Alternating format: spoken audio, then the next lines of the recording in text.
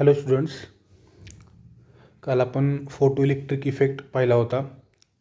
त्याचा बऱ्यापैकी पार्ट झाला होता. परत एक वेळेस तो रिवाईज करून त्याच्यानंतर क्वांटम थेअरी ऑफ लाईट जो त्याचा कंटिन्यू पार्ट आहे पुढे, तो आज आपण घेणार आहोत.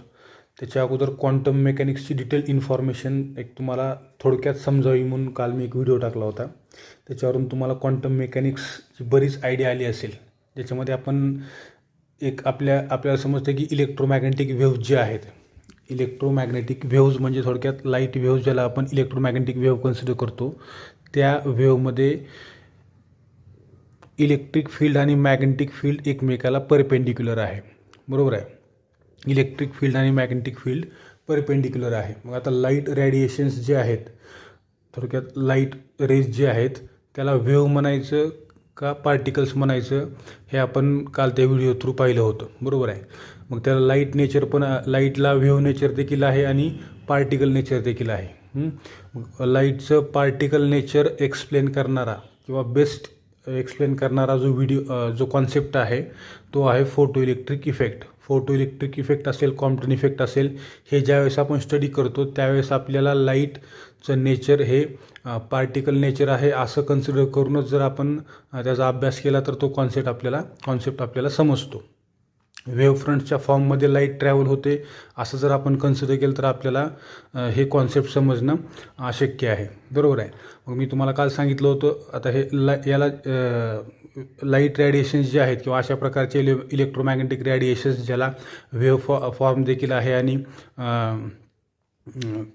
पार्टिकल नेचर देखील आहे, याला आपण व्हेव्हिकल असं देखील म्हणतो. तुम्हाला माहीत असं एक्स्ट्रा इन्फॉर्मेशनसाठी म्हणून सांगतो, व्हेव्हिकल असं देखील याला म्हणतात.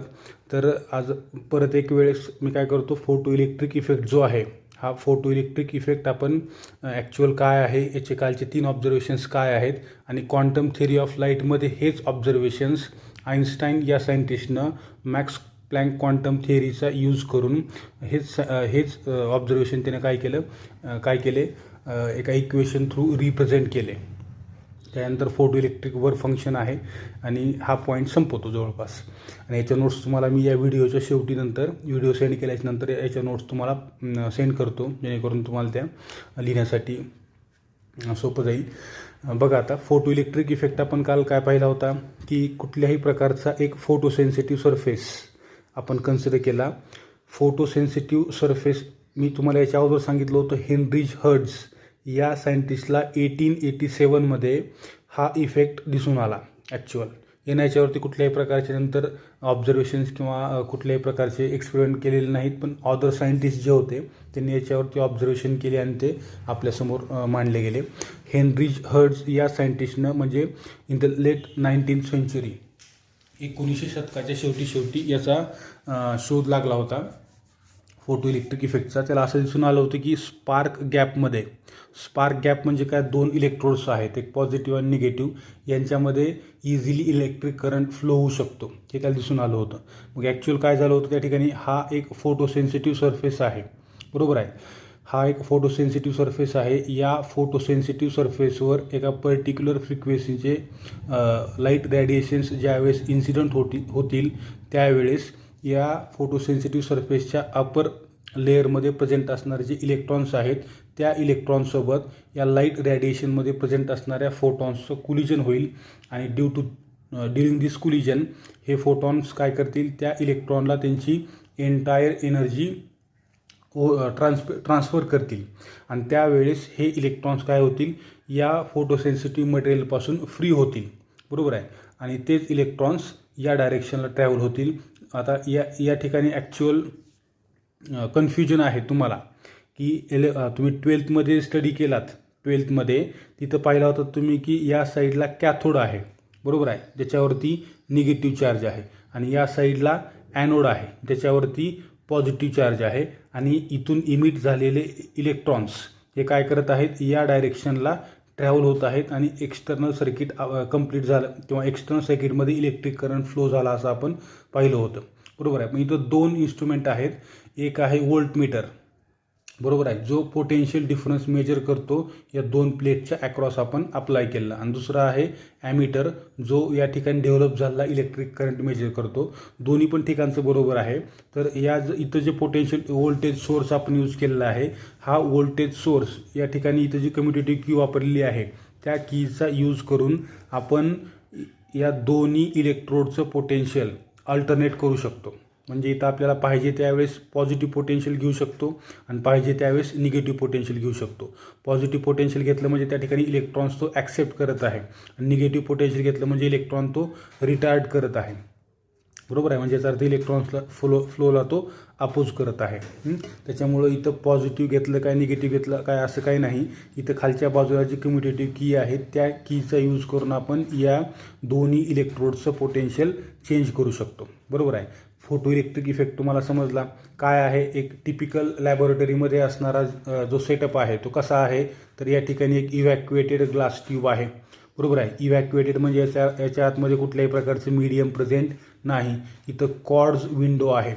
क्वार्ट्ज विंडो म्हणजे काय, क्वार्ट्ज हे एक फाईन क्वालिटी ग्लास आहे. याच्यामधून जे लाईट रेडिएशन्स पास होतील ते काय होतील, 100% पास होतील. त्या ठिकाणी रिफ्लेक्शन किंवा रिफ्रॅक्शन आपल्याला पाहायला मिळणार नाही. कारण क्वार्ट्ज हे असं मटेरियल आहे की जे 100% ट्रान्सपरंट आहे. त्याच्यामुळं जे लाईट रेडिएशन्स इथून पास होणार आहेत ते विदाऊट रिफ्लेक्टिंग किंवा रिफ्रॅक्शन ॲज इट इज या फोटोसेन्सिटिव्ह सरफेसवरती इन्सिडेंट होतील.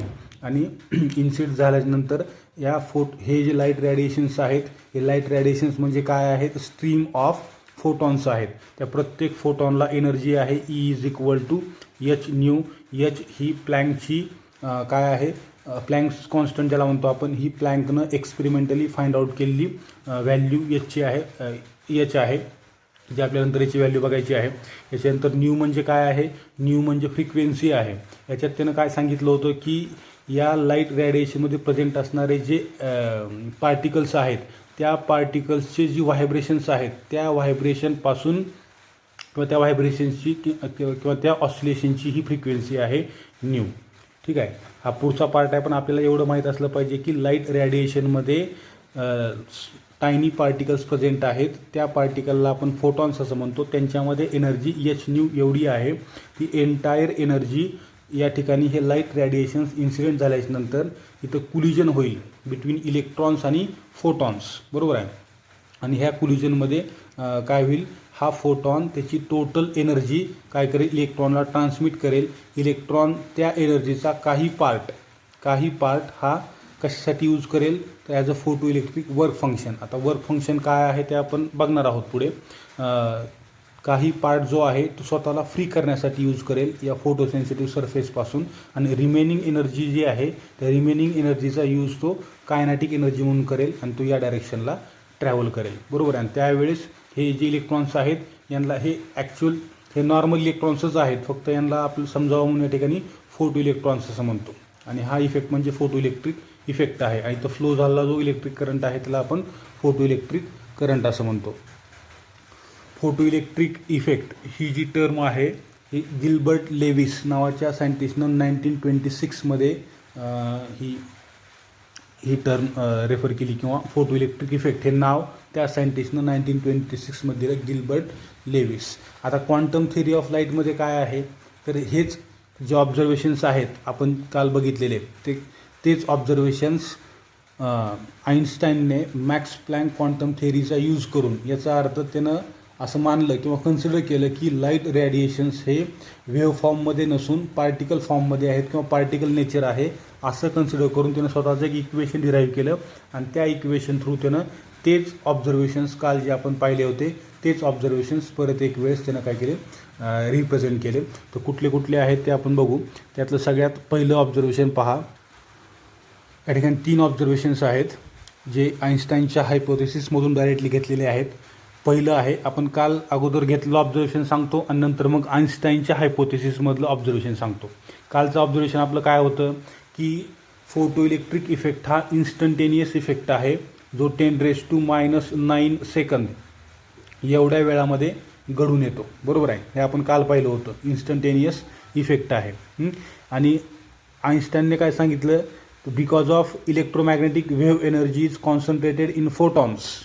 जसं की मी तुम्हाला सांगितलं की लाईट रॅडिएशन्स हे जर वेव्हच्या फॉर्ममध्ये असले असते तर ते वेव्ह फ्रंट, समजा इथं लाईटचा सोर्स आहे तर अशा पद्धतीनं लाईट ट्रॅव्हल झाली असती, बरोबर आहे, वेव्ह फ्रंटच्या फॉर्ममध्ये.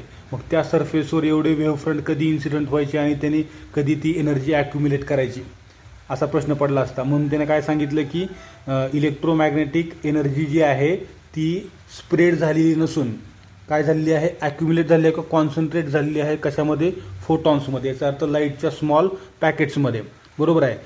Therefore should be no delay in the emission of photo electrons. त्याच्यामुळं या ठिकाणी लाईट इन्सिडेंट ज्या इन्स्टंटला होते त्याच इन्स्टंटला लगेच फोटो इलेक्ट्रॉन्स बाहेर पडतात. हे कोण सांगितलं, आईन्स्टाईननं सांगितलं. तेच ऑब्झर्वेशन्स आहेत, फक्त त्यानं एका मॅथमॅटिकल इक्वेशन थ्रू सांगितलेले आहेत. ते इक्वेशन कुठलं ते आपण वर्क फंक्शनमध्ये खाली पाहणार आहोत. हे झालं पहिलं ऑब्झर्वेशन. म्हणजे याचा अर्थ आपल्याला काय समजते, पहिला कन्क्ल्युजन काय आहे की फोटो इलेक्ट्रिक इफेक्ट हा कसा आहे, इन्स्टंटेनियस आहे. त्या ठिकाणी ज्या इन्स्टंटला फोटॉन्स किंवा लाईट रॅडिएशन्स त्या सरफेसवर इन्सिडंट होतील त्याच इन्स्टंटला काय होईल, फोटो इलेक्ट्रॉन्स इमिट होतील. पहिलं ऑब्झर्वेशन. किंवा लिहून घ्यायचं असेल तर पहा, बिकॉज ऑफ किंवा नोट्स मी तुम्हाला सेंड करतो. Wave energy is concentrated in photons and not spread out. Wave फ्रंटच्या फॉर्ममध्ये ती एनर्जी स्प्रेड होत नाही, म्हणून काय म्हणले, there should be no delay in the emission of photo electrons. त्याच्यामुळं ज्या इन्स्टंटला रॅडिएशन इन्सिडेंट झाले त्याच इन्स्टंटला फोटो इलेक्ट्रॉन्स बाहेर पडले. हे पहिलं ऑब्झर्वेशन. सेकंड ऑब्झर्वेशन आहे, all photons of frequency new have the same energy, so changing the intensity of monochromatic light beam will change the number of photoelectrons but not their energies. Second काय आहे, second observation आहे की जर समजा आपण त्या ठिकाणी इन्सिडंट होणाऱ्या मोनोक्रोमॅटिक लाईटची इंटेन्सिटी चेंज केली. इंटेन्सिटी म्हणजे काय, मी तुम्हाला काल सांगितलं होतं, लाईटची इंटेन्सिटी ही लक्समध्ये मेजर करतात. थोडक्यात प्रकाशाची प्रखरता ज्याला आपण म्हणतो मराठीमध्ये. जसं मी तुम्हाला सांगितलं, सकाळच्या वेळी सूर्य ज्यावेळेस उगवतो त्यावेळेस लाईटची इंटेन्सिटी ही कशी असते, कमी असते, बरोबर आहे. जसं जसं 11, 12 किंवा 1, 2 वाजतील तसं लाईटची इंटेन्सिटी काय होते, इन्क्रीज होत जाते किंवा वाढत जाते. तसं लाईटची इंटेन्सिटी थोडक्यात एक डीम बल्ब आहे आणि एक मोठा बल्ब आहे, हाच फरक काल आपण ऑब्झर्वेशन पाहिलं होतं. याचा अर्थ एखाद्या ठिकाणी प्रकाश जास्त आहे याचा अर्थ त्याची इंटेन्सिटी जास्त आहे. परंतु दोन्ही जर समजा बल्बची फ्रिक्वेन्सी सेम असेल तर त्या ठिकाणी नंबर ऑफ फोटो इलेक्ट्रॉन्सची संख्या वाढेल, number of photo electrons increase होतील, परंतु त्या ठिकाणी इमिट होणाऱ्या फोटो इलेक्ट्रॉन्सची एनर्जी ॲज इट इज राहील किंवा सेम राहील. काय म्हणलं, प्रत्येक वेळेस सांगतो, 2 सोर्सेस ऑफ लाईट आहेत. एक आहे डीम सोर्स आणि एक आहे समजा म्हणजे एकाचा प्रकाश खूप कमी आहे, एकाचा प्रकाश खूप जास्त आहे. म्हणजे याचा अर्थ याची इंटेन्सिटी लो आहे, याची इंटेन्सिटी हाय आहे आणि दोघांची पण फ्रिक्वेन्सी कशी आहे, सेम आहे किंवा कॉन्स्टंट आहे. अशा प्रकारचे 2 लाईट रॅडिएशन्स जर आपण त्या फोटोसेन्सिटिव्ह सरफेसवर टाकले तर काय होईल, याच्यापासून निघणारे जे फोटॉन्स आहेत ते कमी असतील due to its low intensity आणि याच्यापासून निघणारे जे फोटॉन्स आहेत ते जास्त असतील due to its high intensity. त्याच्यामुळं या लाईट बीमपासून नंबर ऑफ फोटो इलेक्ट्रॉन्स हे कमी इमिट होतील आणि या लाईट बीमपासून नंबर ऑफ फोटो इलेक्ट्रॉन्स हे मोठ्या प्रमाणावरती इमिट होतील, परंतु दोन्ही फोटो इलेक्ट्रॉन्सची एनर्जी कशी असेल, सेम असेल. हे त्याचं सेकंड ऑब्झर्वेशन. थर्ड काय आहे बघा, the higher the frequency nu the greater the photon energy H nu and so the more energy the photo electrons have. त्याने काय सांगितलं की जेवढी फ्रिक्वेन्सी जास्त असेल, याच्यामध्ये इथे ग्राफ आहे दिलेला, तो नोट्समध्ये मी तुम्हाला नंतर दाखवतो. त्याच्यामध्ये त्यांनी काय केलेलं आहे, लाईटची इंटेन्सिटी जी आहे ती इंटेन्सिटी कॉन्स्टंट ठेवली, लाईटची इंटेन्सिटी कॉन्स्टंट ठेवली आणि फ्रिक्वेन्सी चेंज केली, बरोबर आहे. तर याच्यामध्ये त्यांना असं दिसून आलं की जेवढी जास्त फ्रिक्वेन्सी असेल तेवढी एनर्जी जास्त असेल, कशाची, फोटो इलेक्ट्रॉन्सची. त्याच्यामुळं त्या फोटो इलेक्ट्रॉन्सला स्टॉप करण्यासाठी लागणारं जे रिटार्डिंग पोटेन्शियल आहे ते कसं असेल, जास्त असेल. याच्यामध्ये हे न्यू1, न्यू2 आणि न्यू3 असं त्यांनी दाखवलं आहे या ठिकाणी. तर न्यू1 इज ग्रेटर दॅन न्यू2, न्यू2 इज ग्रेटर दॅन न्यू3. म्हणजे याचा अर्थ काय, प्रत्येक वेळेस सांगतो की ज्या वेळेस इन्सिडंट होणाऱ्या बीमची जी फ्रिक्वेन्सी आहे ती फ्रिक्वेन्सी इन्क्रीज केल्याच्या नंतर त्याच्यापासून इमिट होणारे जे फोटो इलेक्ट्रॉन्स आहेत त्या फोटो इलेक्ट्रॉन्सची एनर्जी काय होईल, वाढेल. जेवढी फ्रिक्वेन्सी जास्त तेवढी त्या फोटो इलेक्ट्रॉनची एनर्जी जास्त. म्हणजे याचा अर्थ आपण काय म्हणू शकतो की energy of photo electron is directly proportional to frequency of incident radiation. हे त्याचं काय आहे, थर्ड ऑब्झर्वेशन आहे. आता याच्यामध्ये आणखीन एक टर्म आहे ती म्हणजे क्रिटिकल फ्रिक्वेन्सी किंवा ज्याला थ्रेशोल्ड फ्रिक्वेन्सी असं देखील म्हणतो आपण. त्याचा सिम्बॉल आहे न्यू नॉट. त्या सिम्बॉल काय आहे, न्यू नॉट. थ्रेशोल्ड फ्रिक्वेन्सी म्हणजे काय, एक अशी मिनिमम फ्रिक्वेन्सी ज्या फ्रिक्वेन्सीला लाईट रेडिएशनची फ्रिक्वेन्सी येत नाही तोपर्यंत त्या पर्टिक्युलर सरफेससाठी फोटो इलेक्ट्रॉन्स ह्या त्याच्या फ्री सरफेसमधून इमिट होत नाहीत. त्याला काय म्हणतो आपण, थ्रेशोल्ड फ्रिक्वेन्सी किंवा the minimum frequency for which photo electrons just emit or just free from the free surface of that metal. त्या मेटलच्या फ्री सरफेस मधून फोटो इलेक्ट्रॉन्स जस्ट बाहेर पडतात एवढ्या फ्रिक्वेन्सीची लाईट जर त्या फोटोसेन्सिटिव्ह मटेरियलवरती पडली तर. जर समजा तुमची इन्सिडंट होणारी जी फ्रिक्वेन्सी इन्सिडंट होणारे जे लाईट रेडिएशन्स आहेत त्या लाईट रेडिएशनची फ्रिक्वेन्सी ही जर समजा थ्रेशोल्ड फ्रिक्वेन्सीपेक्षा कमी असेल तर त्या ठिकाणी आपल्याला फोटो इलेक्ट्रिक इफेक्ट हा पाहायला मिळणार नाही. म्हणजे याचा अर्थ फोटो इलेक्ट्रिक इफेक्ट पाहण्यासाठी आपल्याला काय गरजेचं आहे की frequency of incident radiation must be greater than or equal to threshold frequency. बरोबर आहे. म्हणजे इन्सिडंट होणाऱ्या रेडिएशनची जी फ्रिक्वेन्सी आहे, आता या ठिकाणी काय होईल, when nu is equal to nu naught, म्हणजे याचा अर्थ ज्यावेळेस इन्सिडंट रेडिएशनची फ्रिक्वेन्सी ही थ्रेशोल्ड फ्रिक्वेन्सीच्या इक्वल आहे त्यावेळेस काय होईल की त्यावेळेस फोटो इलेक्ट्रॉन्स इमिट होतील परंतु इलेक्ट्रॉन्स पुढे ट्रॅव्हल करणार नाहीत कारण कारण त्या फोटॉनची जी टोटल एनर्जी होती ती टोटल एनर्जी त्या इलेक्ट्रॉन्सला त्या मेटलच्या फ्री सरफेसमधून बाहेर पडण्यासाठी लागली. त्याच्यामुळे त्याला कायनेटिक एनर्जी म्हणून कुठल्याही प्रकारची एनर्जी शिल्लक राहिली नाही. त्याच्यामुळं ज्यावेळेस nu is equal to nu naught असेल त्यावेळेस फोटो इलेक्ट्रॉन्स जस्ट बाहेर पडतील आणि ज्यावेळेस nu is greater than nu naught असेल त्यावेळेस आपल्याला फोटो इलेक्ट्रिक हा इफेक्ट हा पाहायला मिळेल. आता याच्यामध्ये वर्क फंक्शन काय आहे तर बघा, वर्क फंक्शन आपण फायने डिनोट करतो. फाय वर्क फंक्शन आपल्याला काय सांगते, मी परत एक वेळ सांगतो, या मेटल सरफेसमधून ज्यावेळेस या मेटल सरफेसवर हे लाईट रेडिएशन्स इन्सिडंट होतील त्यावेळेस याच्या आतमध्ये असणारे जे फोटॉन्स आहेत समजा त्या फोटॉनची एनर्जी आहे E is equal to H nu. H म्हणजे प्लँक्स कॉन्स्टंट, न्यू म्हणजे फ्रिक्वेन्सी. बरोबर आहे. ही जी एनर्जी आहे ही एंटायर एनर्जी इलेक्ट्रॉनला काय झाली, ट्रान्सफर झाली. बरोबर आहे. त्यावेळेस त्या एंटायर एनर्जीचा जो यूज आहे तो त्या इलेक्ट्रॉननं कशासाठी केला तर पहिल्यांदा स्वतःला फ्री करण्यासाठी. कशामधून, या फोटोसेन्सिटिव्ह सरफेसमधून. बरोबर आहे.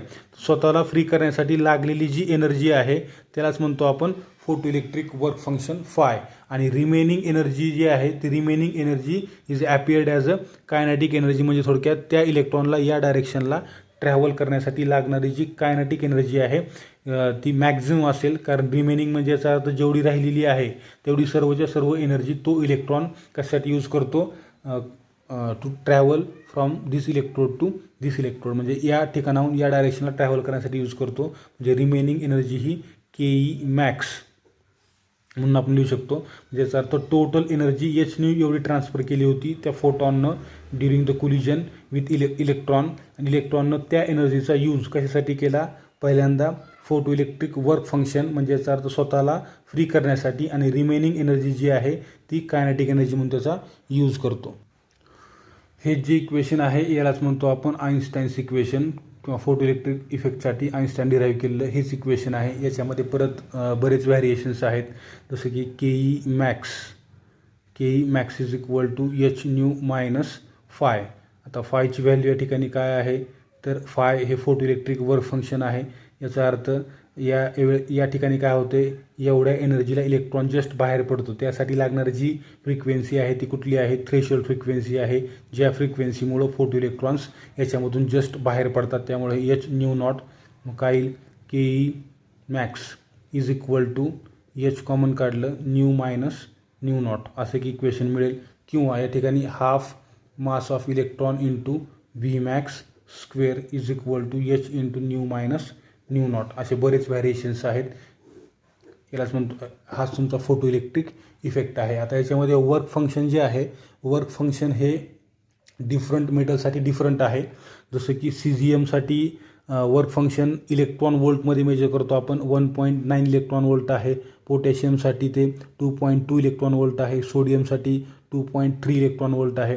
असं डिफरंट मेटलसाठी डिफरंट वर्क फंक्शन आपल्याला पाहायला मिळते. दुसरी गोष्ट, थ्रेशोल्ड फ्रिक्वेन्सी जी आहे, थ्रेशोल्ड फ्रिक्वेन्सी देखील प्रत्येक मटेरियलची कॅरेक्टरिस्टिक्स आहे. याचा अर्थ मेटल चेंज झाला की त्या मेटलसाठीची थ्रेशोल्ड फ्रिक्वेन्सी चेंज होणार. तसंच मेटल सरफेस चेंज झाला की त्या मेटलसाठीचं वर्क फंक्शन काय होईल, चेंज होईल.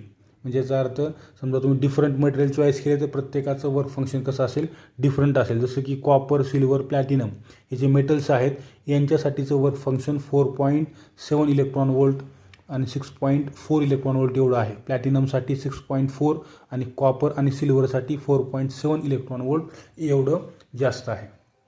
ठीक आहे. या ठिकाणी फोटो इलेक्ट्रिक इफेक्ट संपला. याच्या नोट्स तुम्हाला मी सेंड करतो आणि नेक्स्ट व्हिडिओमध्ये आपण नंतर कॉम्प्टन इफेक्ट घेणार आहोत. याच्यावरती जर काय अडचणी असतील तर इंडिव्हिज्युअल विचारा, फोन करून विचारा किंवा ग्रुपवरती मेसेज टाका. मी तुम्हाला नोटबुकवरती सॉल्व करून परत सेंड करतो. ठीक आहे. थांबू आपण या ठिकाणी. Thank you.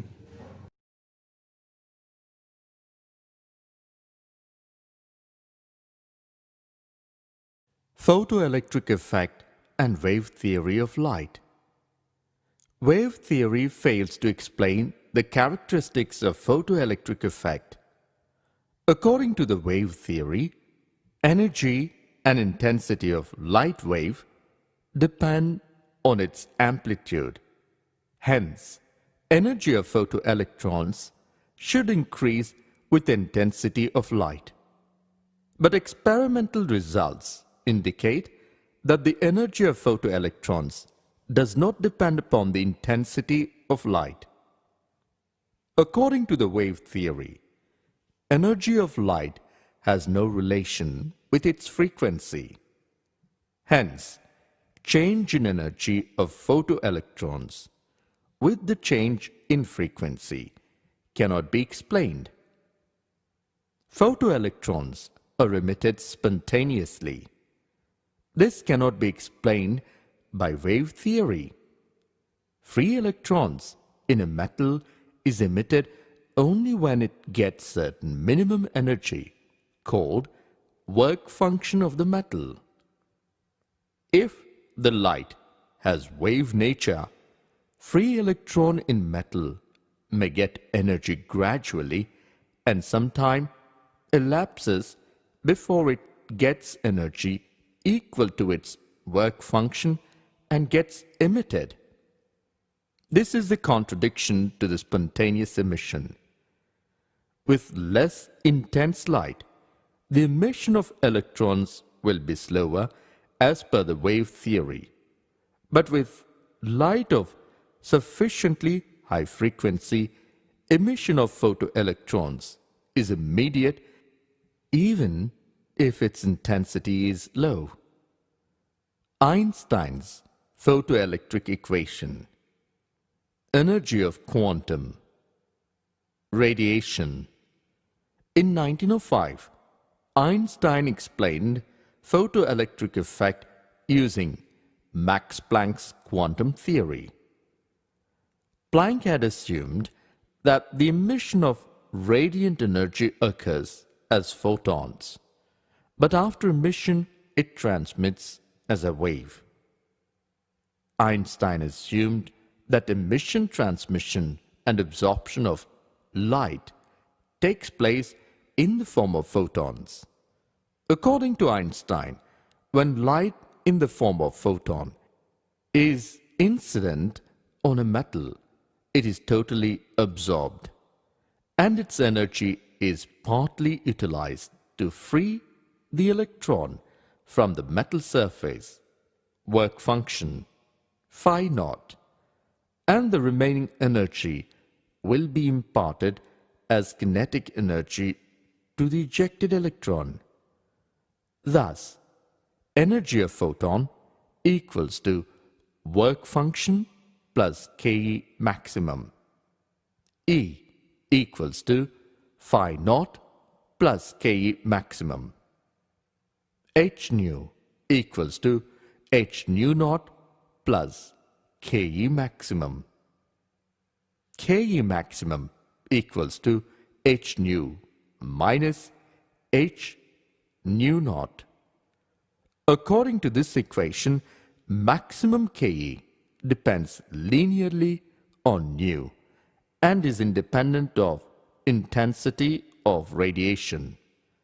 Since Ke maximum cannot negate h nu greater than h nu naught or h nu greater than nu naught, writing the equation in terms of stopping potential, EV naught equals to h nu minus h nu naught. V naught equals to h by E minus phi naught by E. The graph of V naught versus nu is a straight line with slope equal to h by per electron and intercept on x-axis nu naught. Thus, experimental plot of the graph of V naught versus nu could be satisfactorily explained by Einstein, for which Einstein got a Nobel Prize. The intensity of light incident on the metal surface is the amount of light energy incident per second per unit area normal to the surface. According to the photon theory of light, intensity of light I equals to n h nu, where n equals to number of photons incident per second per unit area and h nu equals to energy of photon of light of frequency nu. Thus, according to the photon theory, more the intensity of light, more is the number of photons incident per second. Hence, more photoelectrons are emitted and the current increases with intensity. Thus, photoelectric effect could be satisfactorily explained with the photon theory.